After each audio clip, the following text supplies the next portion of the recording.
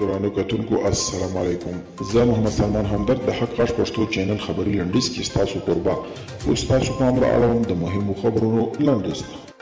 د سوري په تړاو نوې هیلې وړېدلې دي. ډېر ژر به په دوحه کې د مرکه چپلاو ترمنځ خبرې پیل شي. د افغانستان د سوري په چارو کې د دولت وزارت وایي ډېر ژر به په دوحه کې د افغان دولت او طالبان ترمنځ د مرکه چپلاو ترمنځ خبرې بیا پیل شي. د ملي مصالحې عالی شورا رئیس عبدالله وایي چې طالبان د بهرنیو ځواکونو تر وتلو وروسته د خپلې جګړې د دوام لپاره بله پلمه نه لري. نوموړي زیاته کړې ده چې په هېواد کې د تلپاتې سولې د راتګ یوازینۍ لار مذاکرات دي. نوموړي دا څرګندونې د دولت له مذاکراتي پلاوي سره په لیدنه کې کړي دي. د افغانستان لپاره د روسیې ځانګړي استازي زمیر کابلوف وایي د ازبکستان او تاجکستان هېوادونو مشران ورته ویلي دي چې هغوی به هیڅ ډول خپله خاوره کې امریکایي ځواکونو ته د پښې ایښودو ځای ورنه کړي.